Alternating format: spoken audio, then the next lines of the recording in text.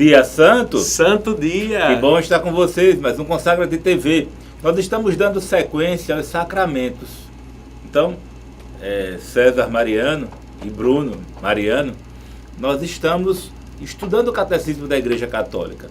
Então, esses sacramentos estão sendo apresentados nestes programas conforme nos orienta o Catecismo. Então, você que não tem o Catecismo, procure ter, e você que tem, todo esse programa vai estar lá do artigo 1602 em diante, que é uma parte reservada ao sacramento do matrimônio. A Sagrada Escritura, né, ela começa com a criação do homem, a mulher, imagem e semelhança de Deus. Um casamento, né, um matrimônio. E termina com as núpcias do Cordeiro. A grande festa de núpcias do Cordeiro. Então, a Sagrada Escritura, ela começa com o matrimônio, termina com o matrimônio. Se bem que as Sagradas Escrituras não terminam, mas a núpcia dos Cordeiros é a volta gloriosa de Jesus, essa beleza que nos ensina. Então, toda a Sagrada Escritura, o matrimônio, seu mistério, sua origem, sua finalidade, suas dificuldades ao longo da história, sua renovação ao longo do Senhor, ela vem ancorada nas Sagradas Escrituras, né? Essa comunidade conjugal criada por Deus. Então o homem é voltado a unir-se a uma mulher, a formar uma família. Não é uma instituição meramente humana. Ela, com certeza, ela não é. É algo muito místico, muito espiritual. Ao longo dos anos, muitas culturas, estruturas sociais diferentes têm tentado modificar o contexto do matrimônio. Respeitando as devidas culturas, o matrimônio é algo divino, é algo de Deus, é abençoado. Então não podemos esquecer os traços comuns, né, permanentes do matrimônio. A indissolubilidade, né? Então, Deus criou o homem e a mulher por amor, chamou por amor, a vocação do ser humano é o amor, mas esse amor de Deus ao homem, ele abençoa e ele é destinado a fecundar. É um amor fecundo. A palavra de Deus diz lá no capítulo 1 do Gênesis, versículo 28, sede fecundos e multiplicai-vos, enchei a terra e submetei-a. A fecundidade do amor. E ele também nas Sagradas Escrituras, Gênesis 2, está lá dizendo, não é bom que o homem esteja só.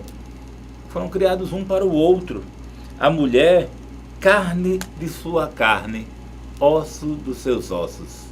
A primeira e grande declaração de amor, quando o homem encontra a sua metade, o seu complemento, o seu auxílio. Deus é o nosso auxílio, mas Deus manda a mulher, manda o homem, manda o cônjuge para ser o auxílio. E encontrando esse auxílio, o homem e a mulher deixará pai e mãe uniciar e formarão os dois uma só carne.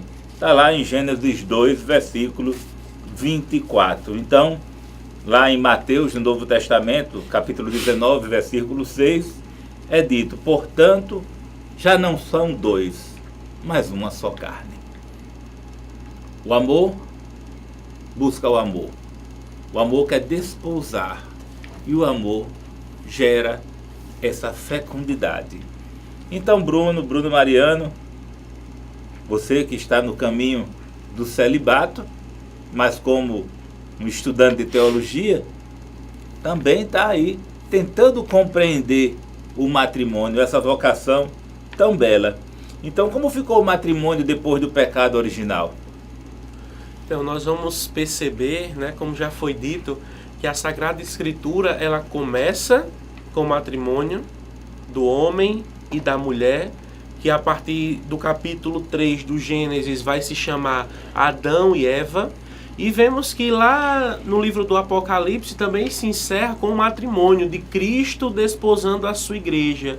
Cristo que acolhe a sua igreja, acolhe os seus membros, acolhe o povo dele mesmo, e assim o toma em sua mão e assim o desposa. Mas nós percebemos também que desde o começo, ou seja, lá no Gênesis, a união de ambos, a união do homem e da mulher, elas estavam ameaçadas. Ameaçadas pela discórdia, ameaçada pelo espírito de domínio, ameaçada pela infidelidade, pelo ciúme, pelos conflitos, pelo ódio, ameaçada a ruptura, ameaçada a se acabar. Então, segundo a fé, esta desordem que dolorosamente comprovamos lá no livro do Gênesis, ela não procede da natureza humana. Veja bem, Deus fez o homem e a mulher, a sua imagem e semelhança. Deus os criou bons. Deus criou o homem e a mulher. A nossa natureza é boa, a nossa natureza vem de Deus, foi o próprio Deus que nos modelou. Mas essas nossas relações, elas acabaram sendo atingidas pelo pecado, acabaram sendo atingidas pelo demônio e começou a haver a partir daí essa ruptura com Deus, mas também essa ruptura com o homem e com a mulher, através desse primeiro pecado. Então essas relações começaram a se dissolver, começou a haver acusações recíprocas. Veja que quando o pecado entra na humanidade e Deus pergunta como é que eles sabiam que estavam nus, pergunta a Adão e Eva, e um acusa o outro, mas foi ela, mas foi ele, foi ela e foi ele. E começa a haver essa divisão, começa a haver também uma coisa chamada cupidez. O que é a cupidez? Cupidez é a ambição. Cupidez é a cobiça. Cobiça de quê? De ser como Deus, de estar no lugar de Deus, de se colocar como Deus. Então, para curar essas feridas, essa ferida que o pecado causou e causa até hoje no homem e na mulher, nós precisamos da ajuda, sobretudo da graça de Deus, em sua misericórdia infinita, que nunca nos deixou, que nunca nos abandonou.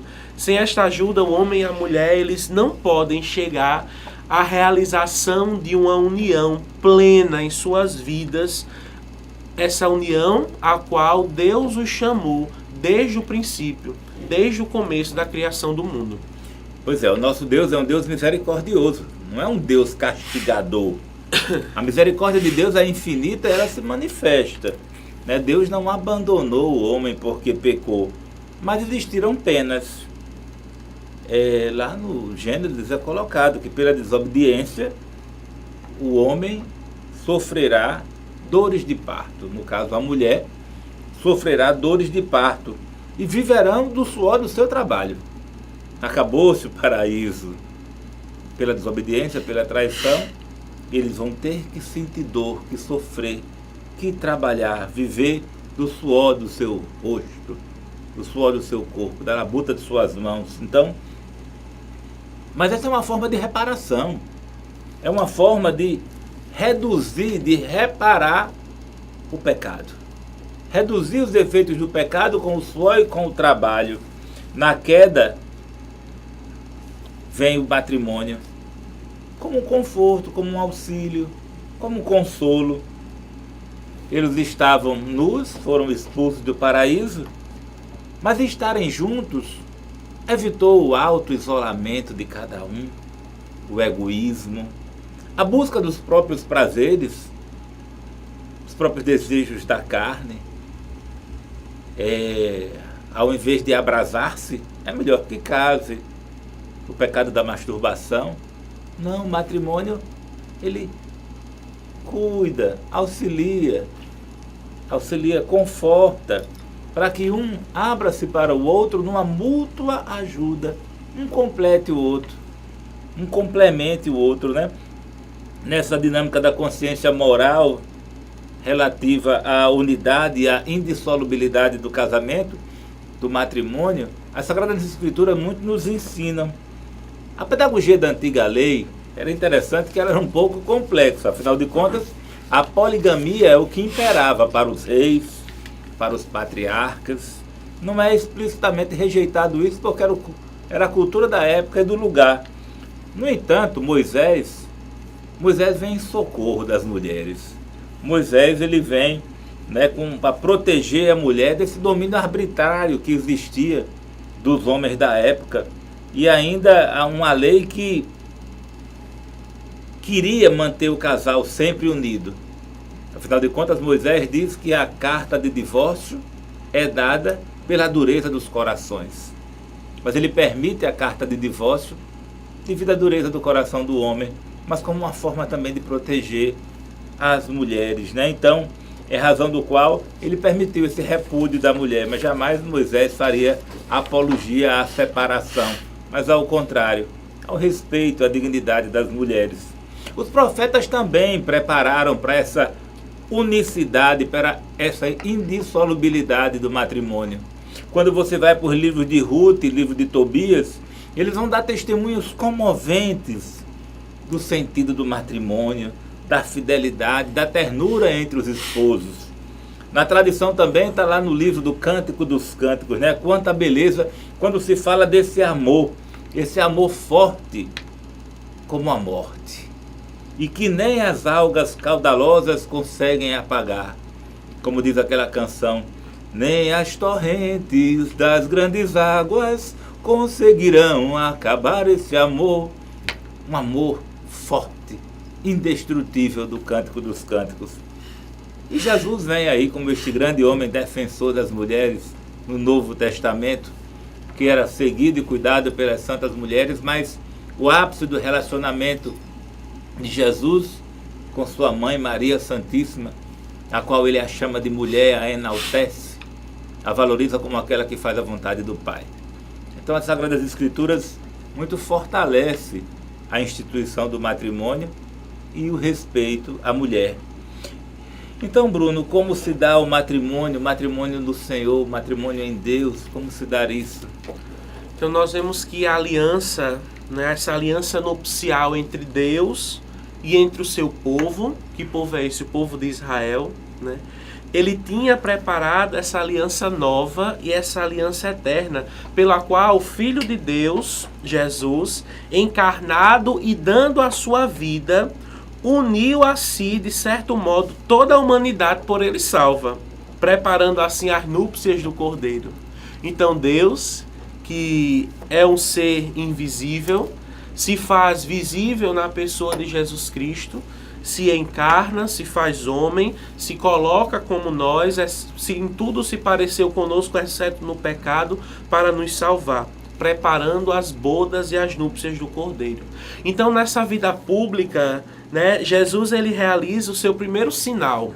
E que primeiro sinal é esse que Jesus realiza por intermédio de sua Mãe Santíssima, por ocasião de uma festa de casamento nas bodas de Caná?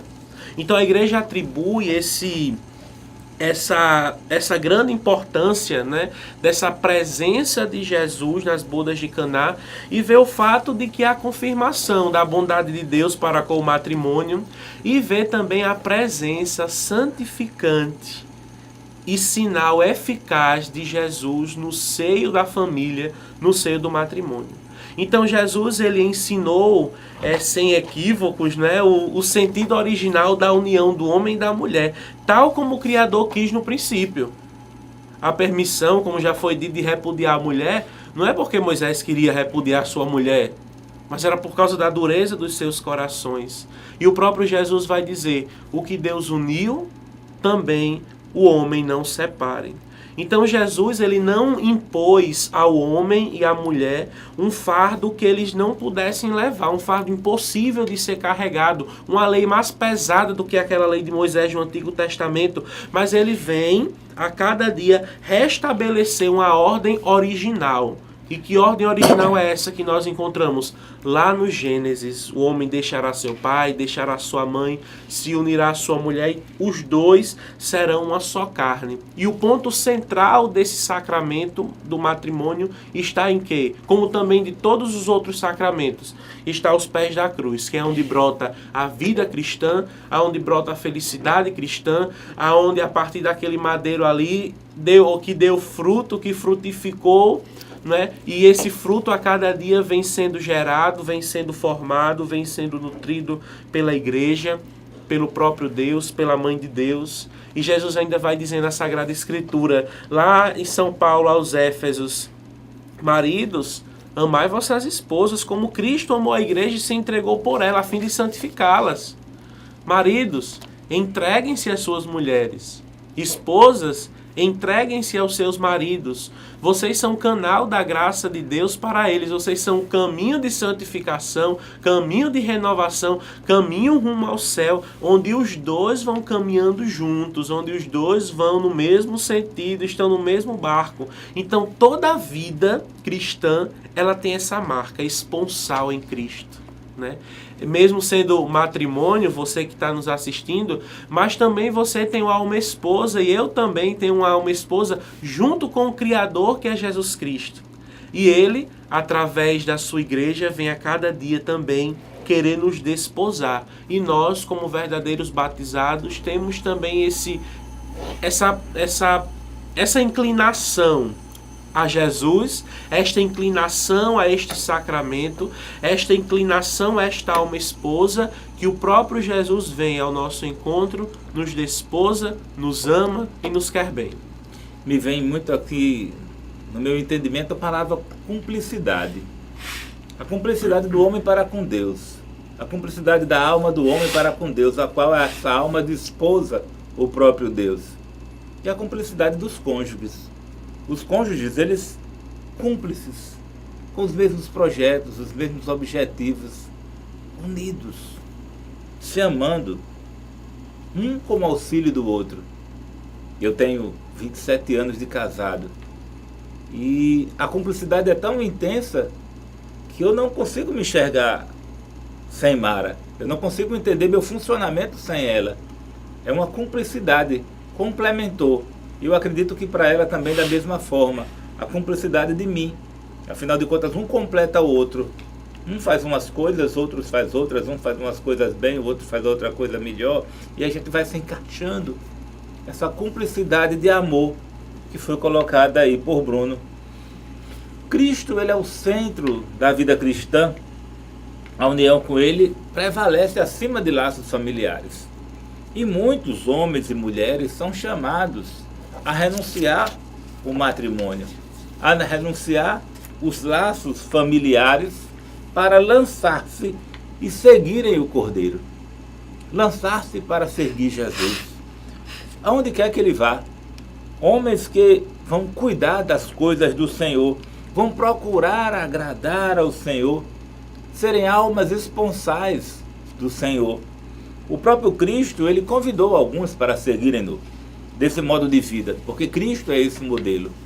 Então, Bruno Mariano, que está aqui conosco, ele é um dos que faz um caminho vocacional a seguir intimamente o Cordeiro na vocação do celibato, que já foi discutido em outros programas. É dar a vida pelo reino dos céus, entregar a sua vida e a sua história para cuidar das coisas do Senhor. Como diz lá no Evangelho de São Mateus, capítulo 19, versículo 12. Há eunucos que nasceram assim, do seio materno, mas há os que foram feitos eunucos pelos homens, e há os que a si mesmos se fizeram eunucos por amor ao reino dos céus. Por amor a Deus, renunciaram ao matrimônio pelo reino dos céus. E quem puder entender, entenda. Até hoje essa palavra é muito forte, porque muitos pais, muitos familiares, muitos não compreendem como um jovem desposa, coloca a sua alma para desposar o Cordeiro, sua alma a serviço do Cordeiro.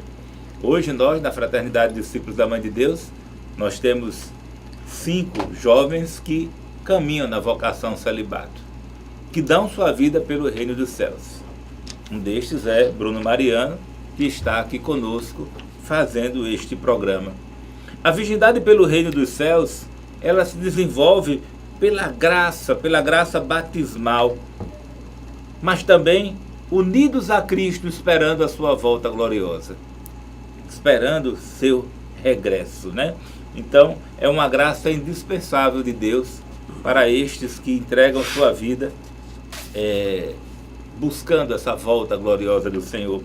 Outra coisa interessante é que no rito latino, nós temos um bom hábito, né, da celebração do matrimônio ser feita na Santa Missa. Muito importante isso, esse ritual de unidade, de cumplicidade, de desposamento, ser feito aos pés do Senhor. Diante do mistério pascal de Cristo, né, do sacrifício eucarístico, Então aquele casal se casar na missa e receber a Eucaristia, uma forma bastante unitiva para com Deus. É um sacramento de santificação, né? Então esse sacramento deve ser vivido dignamente, de uma forma frutuosa. Então, para que seja vivido melhor, também é conveniente que esse casal ele receba também o sacramento da penitência. Então, que antes do matrimônio, o casal procure o sacerdote e façam a confissão dos seus pecados e recebam a penitência dos seus pecados, sejam absolvidos dos seus pecados, para que esse sacramento seja mais forte, estejam os dois em estado de graça, né? Então, nas igrejas orientais, os bispos e presbíteros são testemunhos, né? Eles abençoam, a bênção é necessária. Aqui do Brasil, aqui na nossa igreja latina, também os bispos, os presbíteros, também os diáconos, eles presidem essas celebrações, mas é um presidir de uma forma diferente. Eles presidem, mas eles testemunham a união do casal. Que na verdade Bruno vai explicar para a gente como é que funciona essa dinâmica, porque é um sacramento a qual tem um ordenado na frente, mas os noivos que presidem essa celebração. Então, Bruno, quem são esses protagonistas do matrimônio? Eles ambos precisam consentir como ato? É exatamente isso mesmo, né? Os protagonistas desse sacramento matrimonial, né? Do sacramento do matrimônio, é o homem e a mulher, livres para contrair o matrimônio e que livremente eles experimentam o seu consentimento. E o que quer dizer livremente experimentam experimentam o consentimento um do outro? Ser livre quer dizer não ser constrangido, não ser coagido, não casar botando o cabo a mulher no canto da parede, não estar impedido por alguma lei natural ou alguma lei eclesiástica. Então, sendo assim, os protagonistas, o homem e a mulher deste sacramento, eles precisam agir de uma forma livre. Eles precisam agir de uma forma que eles dois se complementem, como já foi dito, que eles tenham esse entendimento e que os dois agora, unindo-se em uma só carne, eles possam servir ao Criador da melhor forma possível. Se falta o consentimento, não há o matrimônio. Quantos casos de anulidade de matrimônio estão aí nos tribunais eclesiásticos de nossa arquidiocese e de outras tantas outras? Com discursos, com palavras, com atos, com gestos, com documentos que comprovam essa nulidade do matrimônio porque talvez não foi recebido de uma forma coerente, não foi talvez dado esse passo de uma forma livre, foi verdadeira, né? Sem mentira, né? De uma forma verdadeira. Sem falsa personalidade, sem falso comportamento, sem doenças escondidas por trás, doenças físicas ou doenças psiquiátricas. Na verdade, é a verdade que tem que prevalecer naquele momento dos dois. A verdade dos dois, né? A verdade dos dois prevalece, né? Por isso é que no ato do matrimônio, né, durante a cerimônia, o esposo olha para a esposa e diz: recebo-te por minha esposa. E vice-versa, recebo-te por meu esposo. Então este consentimento que une os esposos entre si tem a sua consumação no fato de que os dois se tornaram uma só carne. Os dois deixam se tornar, melhor dizendo. Os dois são testemunhas também desse ato, né? Então o sacerdote, o padre ou o diácono, eles assistem à celebração. Eles assistem à celebração em que sentido? No sentido de que eles ali são canal da graça de Deus, no sentido de que a igreja está acolhendo, a igreja está abençoando. Por isso é que existem testemunhas também, para comprovar, não, aquele casamento realmente aconteceu, o sacramento realmente houve. Então a igreja ali na pessoa do ministro ordenado dá essa bênção, distribui essa bênção, né? Então também essa questão das testemunhas exprime visivelmente que o matrimônio é uma realidade eclesial, né? E a gente tem que entender que o matrimônio, ele é um sacramento e um ato litúrgico também. Portanto, é conveniente, como já foi dito, que seja celebrado numa igreja, durante a liturgia, de preferência numa igreja pública, né? O matrimônio conduz um ordo eclesial. O que é que quer dizer isso? Ele cria direitos e cria deveres na igreja. Não é simplesmente eu receber o sacramento do matrimônio, mas esse sacramento que a igreja me dá, que a igreja distribui, também gera em mim um ato de direitos para com essa igreja e também deveres para com a mesma, de ambos os esposos e, consequentemente, da sua prole, dos seus filhos. Uma vez que o matrimônio é um estado de vida para a igreja, é necessário também que se haja a clareza a respeito dele, as obrigações que devem ser tomadas, a postura, né? Porque imagine que às vezes a gente conversa na comunidade e diz assim, que em alguns livros que a gente lê, alguns estudos, que o celibato é não é simplesmente o dizer o que é celibato, dizer que eu sou celibatário, mas é uma postura assumida.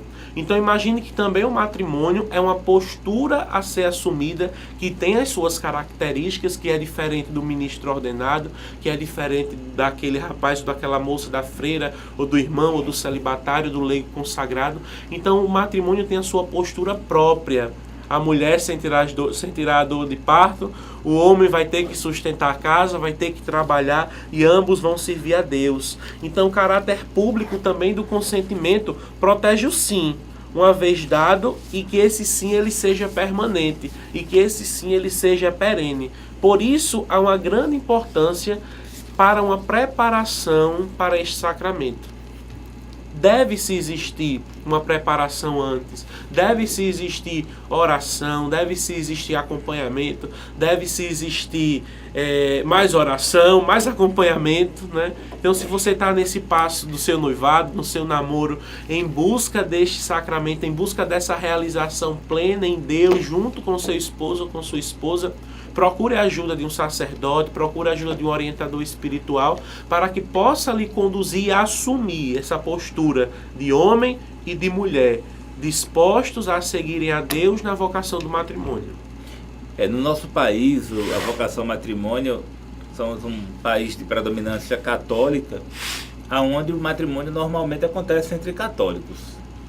Mas em outros países, e aqui no Brasil também, mas em outras realidades, na Europa, no Oriente, na América, existem realidades de matrimônio diferentes, de católicos batizados, praticantes, e batizados não católicos. Porque muitos se batizam e abandonam a igreja, abandonam a fé. Isso é bastante frequente, né? Essa disparidade de culto, essa diferença particular entre os cônjuges vai exigir um cuidado maior por parte dos presbíteros, uma atenção maior por parte dos nossos pastores, né? Para acompanhar esse casal. E quando existe a diferença verdadeira de culto, mais cuidado devemos ter quando é um católico batizado e um não católico. E é impossível isso? Não, é possível conviverem sim, é difícil, mas é possível, mas na verdade eles tem que tentar colocar em comum aquilo que receberam de suas crenças, um colocar para o outro isso, para poderem cuidar bem de sua casa, dos seus filhos, para que seu filho possa, se o matrimônio foi católico, para que mesmo o cônjuge sendo da outra religião, ele consinta a educação do filho na fé católica. Esses matrimônios mistos, como assim se chamam, são desafiadores. E as dificuldades do matrimônio misto, elas devem ser apresentadas, né? Essa disparidade de culto, ela pode agravar mais as dificuldades ordinárias do casal, de relacionamento. Então, um casal que já tem dificuldades normais, financeiras, afetivas, desse mundão aí de meu Deus, vai ter agora dificuldades de culto. Muito difícil quando alguém chega, um casal de matrimônio misto, alguém chega alegremente contando que teve uma experiência na adoração ao Santíssimo, e o outro não se alegra porque não consegue enxergar a dimensão do que é uma adoração ao Santíssimo, ou a Eucaristia, o sacramento da confissão. Então aquilo que alegra um não vai alegrar o outro, mas é possível se unirem aquilo que alegra os dois. né? O alegra os dois, o respeitar o culto do outro. Existem muitos casais que vivem muito bem assim. Claro, a gente fala isso até com medo das palavras, quando a gente coloca que são dificuldades, mas na verdade é isso. Vai viver uma dificuldade. Existirão fortes tensões, né? Principalmente no setor da educação dos filhos. Mas também tem que ter cuidado para que esse excesso de respeito do culto do outro não crie uma indiferença religiosa, que eu acho que é um mal maior. Uma indiferença religiosa que vai repercutir nos filhos de serem indiferentes religiosos. Então os matrimônios mistos têm que ter muito amor, muito dengo um para com o outro. E esses matrimônios só podem acontecer pela permissão expressa das autoridades eclesiásticas, né? E tem um rito, um culto específico. Então, em muitas regiões se criam inclusive pastoral dos casamentos mistos, para poder melhor compreender essa situação.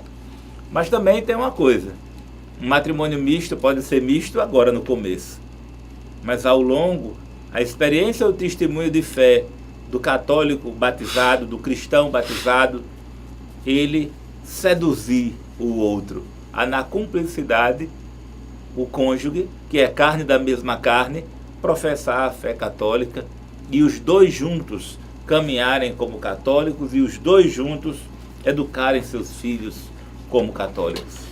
Então, Bruno, quais são esses efeitos do matrimônio? Então, o efeito principal do matrimônio é o vínculo indissolúvel, né, que fica perpetuamente exclusivo para este sacramento, né? Então, além disso, os cônjuges, eles robustecidos e como que consagrados por um sacramento peculiar, né, eles vão se dando um ao outro nessa dignidade e nesse estado de vida a qual eles foram chamados. Então esse vínculo matrimonial, ele nasce de uma instituição, né? Também a face da sociedade, ela torna firme e estável pela lei divina.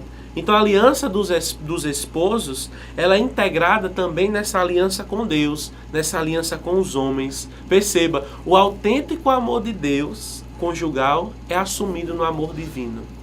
O amor do esposo para com a esposa é assumido pelo próprio Deus, pelo próprio Cristo, quando desposa a sua igreja. E essa graça própria deste sacramento do matrimônio destina-se a aperfeiçoar os cônjuges e a fortalecer a sua unidade indissolúvel, né? Então, o maior efeito deste sacramento é justamente isso, essa união, este amor recíproco que é dado um para com o outro permanentemente, perenemente, eternamente. E para concluir esse programa de vocação matrimônio, você que é casado, você que é noivo, você que ainda está namorando, mas temos que vislumbrar o fim. Então, quando a gente começa um relacionamento, comece a construir o relacionamento com seu companheiro, com sua companheira, buscando construir uma igreja doméstica. Que você busque que sua casa seja o templo de Deus vivo, onde lá habita Jesus, Nossa Senhora, São José, a família de Nazaré, minha casa vossa é.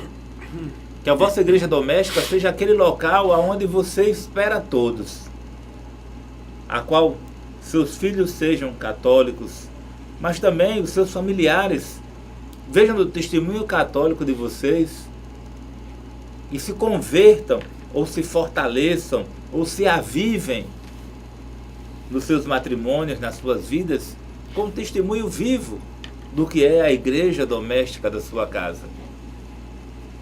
Aquele salmo que diz: eu e minha casa serviremos ao Senhor. Que você que está me ouvindo possa dizer: eu e minha casa serviremos ao Senhor. É uma igreja doméstica, a qual está o esposo como chefe e cabeça da igreja, como cabeça da casa, a esposa, os filhos. Todos se convertiam para que toda a casa fosse salva. Essa casa é a primeira escola. Essa casa é a igreja. É a escola de Maria, que educou Jesus, que cuidou de José. Então que vocês possam ter essa escola de enriquecimento humano, né? Então a igreja doméstica que prevaleça na sua casa. Então estamos nessa sequência dos sacramentos, né? Os sacramentos à luz do Catecismo da Igreja Católica, que você possa estudar em casa. Queríamos convidar vocês para o 11º Consagra-te, o evento maior de consagração a Nossa Senhora, que acontece aqui em Natal, Parnamirim, né, na Casa de Retiro dos Discípulos da Mãe de Deus, no dia 13, 14 e 15 de outubro de 2017. Lá nós esperamos encontrar todos vocês para consagrarem ou renovarem sua consagração.